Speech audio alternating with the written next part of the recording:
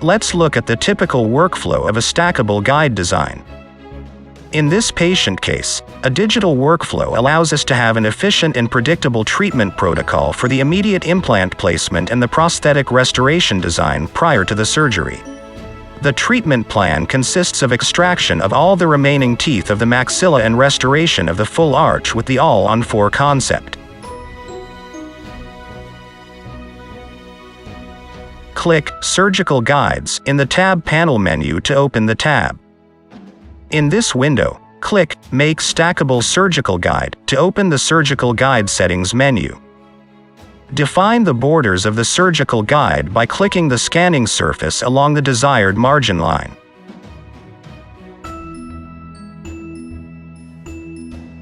Then double-click to close a surgical guide margin line.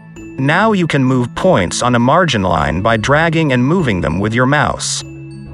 Using the Surgical Guide Settings menu, you can define settings for the surgical guide and its representation in the 3D rendering view.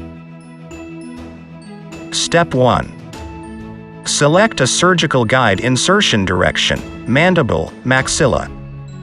Use the guide offset, thickness, and side angle settings to define the design properties of the surgical guide. Select High Palette if the palette is unusually high and narrow. Select Smooth Surface for smoothing the top of the guide surface. In step windows, clicking Next Step saves the settings for this work step and takes you to the next step. Clicking Cancel closes the window but discards all settings specified since you have started the step.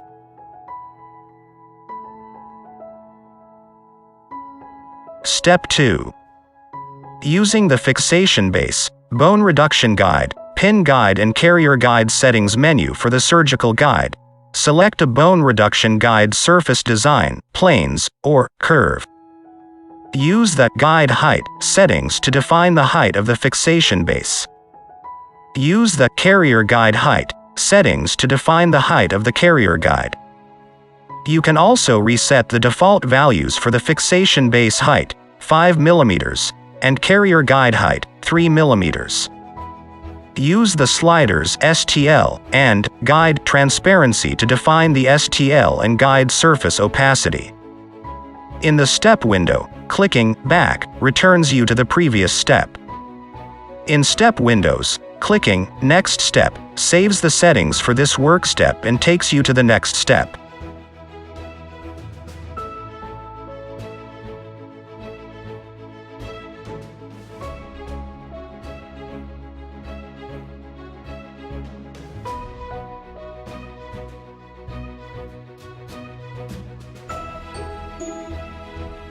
Step 3. Using the Osteotomy Guide, Carrier Guide, Prosthetic Settings menu for the surgical guide. The edge of the fixation base is created to indicate the level to which the bone needs to be reduced. If you want to use the bone reduction option, select the Bone Reduction checkbox. Select the surface you will use for the osteotomy guide from the list of the STL. Use the Thickness settings to define the thickness of the osteotomy guide. Use the Offset from Bone settings to define the offset from bone for the osteotomy guide. Select the desired osteotomy guide type using the two checkboxes, Solid and On Bars, on lock-supported Pontics. Select the desired prosthetic type using the corresponding checkboxes.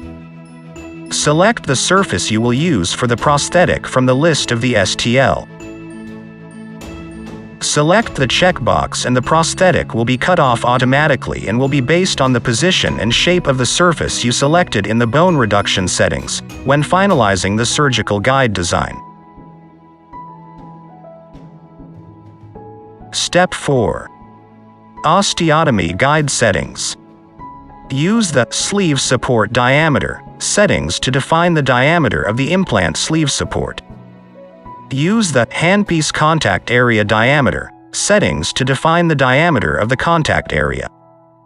Use the Sleeve Safety Zone Height settings to define the sleeve safety zone height of the implant sleeve support. Use the offset from sleeve settings to define the offset between the sleeve and the inner surface of the implant sleeve support.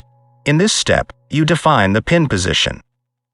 Select and refine the pin position by moving and/or rotating the pin. Use the sleeve support diameter settings to define the diameter of the pin sleeve support. Use the handpiece contact area diameter settings to define the diameter of the contact area.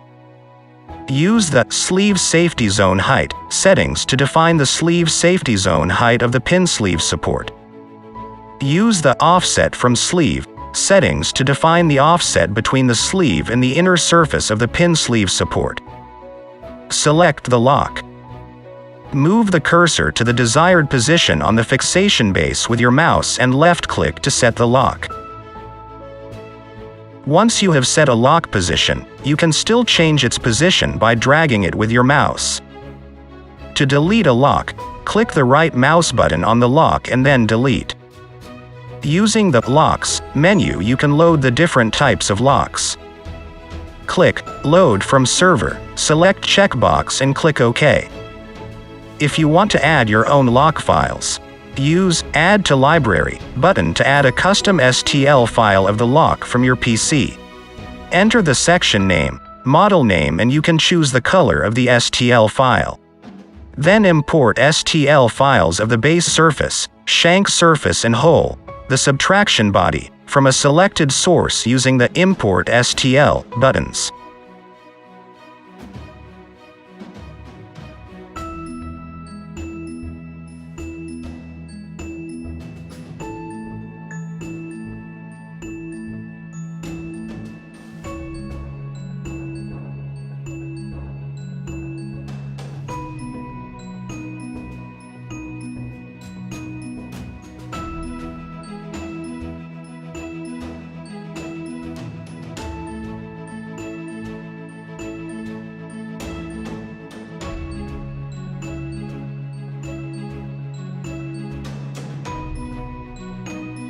Step 5.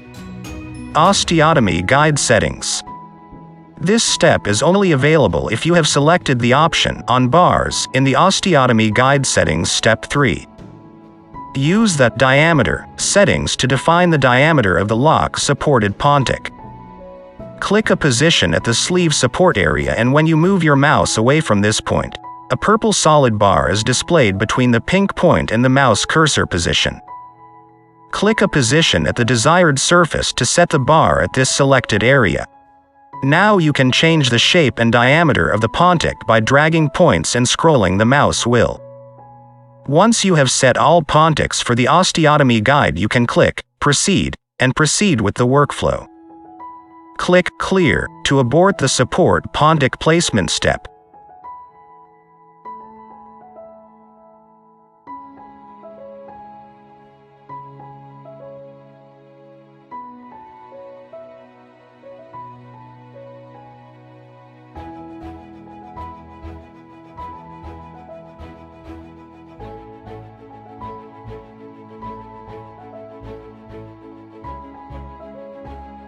Step 6. Temporary cylinder area settings. You can select to set up the diameter and bottom of the holes for the multi-unit prosthetic temporary cylinders around the abutment axis.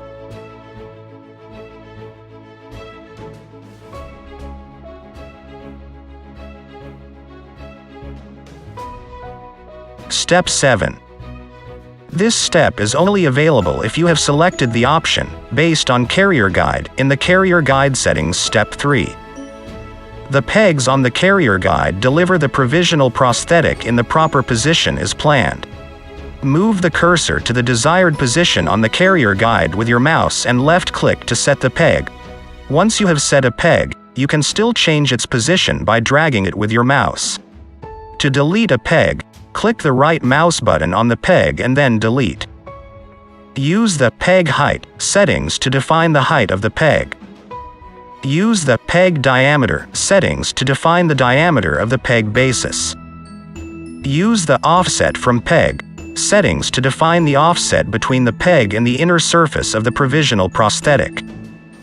Once you have set all pegs for the carrier guide, you can click Proceed and proceed in the workflow. Click Clear to abort the peg placement step.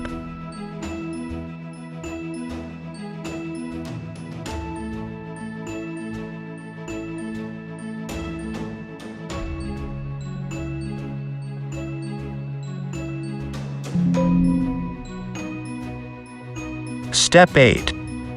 Support bar. Label, Viewing Windows Settings.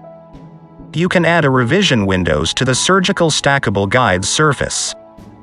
Select Place Viewing Window in the menu. Move the window shape to the desired position on the stackable guide surface and click to set it. To delete a revision window, right-click on it and delete. You can also add a support bar to the surgical stackable guide surface.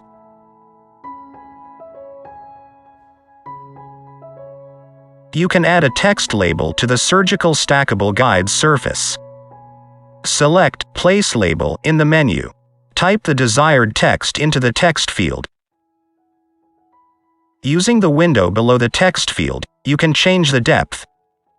Move the text to the desired position on the stackable guide surface and click to set it, then proceed. To delete a text, right-click on it and delete.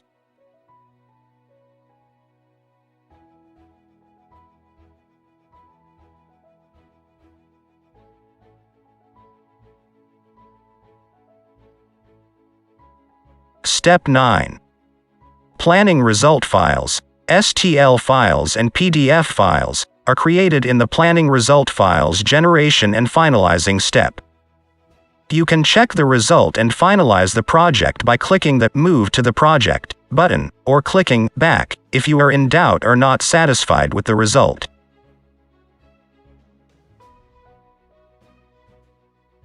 Please be advised that your account will be charged the 3 exports.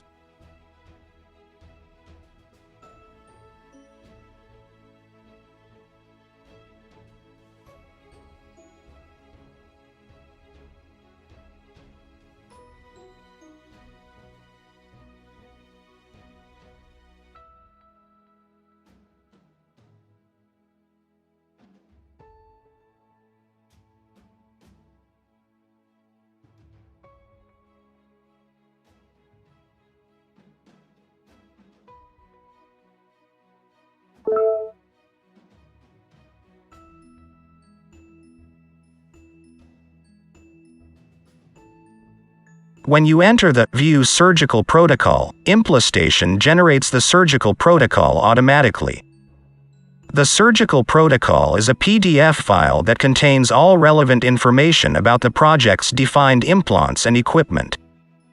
This includes information about implants and drilling sleeves, model, manufacturer, diameter, length, as well as information about surgical kits and drills, type, length. Furthermore, the surgical protocol includes patient information, name, birth date, etc.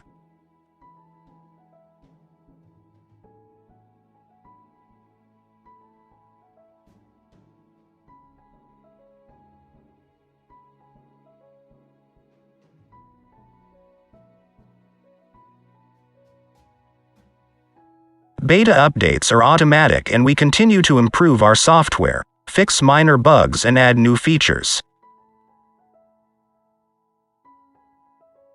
Thank you for your attention.